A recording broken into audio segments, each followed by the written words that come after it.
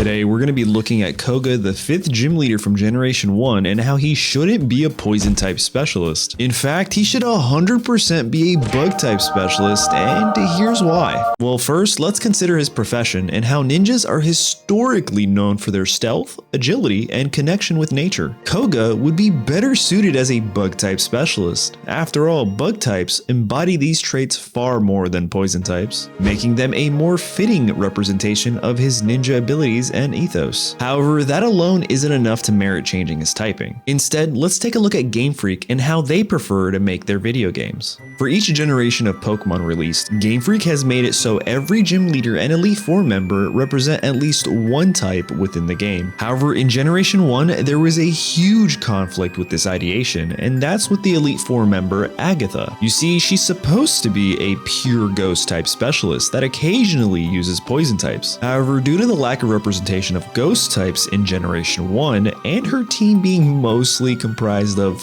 poison types, it would make more sense from a character creation standpoint to make Agatha a poison type specialist. But this isn't a how to fix Agatha video, no, it's for Koga. And since the poison type is already technically being represented rather well in the Elite Four, it would make way more sense for our boy Koga to be a bug type specialist. But what does that actually look like? Well, his team would get a complete makeover in the original games, swapping his coughings, muck, and wheezing for an arsenal of bugs. Leading this new team is a Venonat with Leech Life, Stunt Spore, Psybeam, and Poison Powder.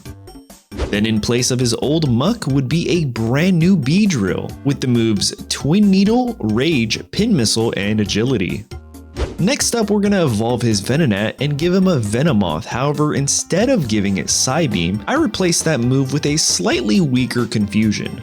And for his ace, Koga gets a stealthy Scyther. I mean, this new ace fits Koga so well that it's hard not to see it as his true ace moving forward. It's got the moves Slash, Swords Dance, Agility, and the TM Koga hands out to winners, Double Team. Now, before you start commenting, but that's not a bug type TM. Well, thank Game Freak for giving Brock the rock type gym leader the move Bide, and for giving me this idea. Oh, but did you think we were done here? Oh no, it gets so much better. Let's jump into Johto and look at Koga in the Elite Four. More than half of his team is already part bug type, making this idea even more reasonable, and now we only have to fix 2 of his final members, swapping out his Muck for a level 42 Yanma with the moves Detect, Supersonic, Swift, and Wing Attack.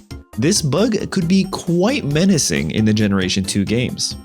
And for his ace, we evolved his Scyther into a Scizor, which fits the whole Gen 2 theme quite nicely. He's also got the moves Metal Claw, Slash, Swords Dance, and learned the TM Fury Cutter, which many of the Elite Four members' final Pokemon tend to do. But don't worry if you think this change might affect other characters in the games like Bugsy or Janine, because it really doesn't. Janine stays a Poison type specialist, representing it rather well in Gen 2 games, and Bugsy gets a slight team makeover, which is for another video in the future. But what do you think? Do you think having a bug type Koga would have made for a more enjoyable gaming experience? And do you think bug types were rather underrepresented in Gen 1 Pokemon games? Let us know in the comments down below. Thanks for watching, and check out one of these videos next.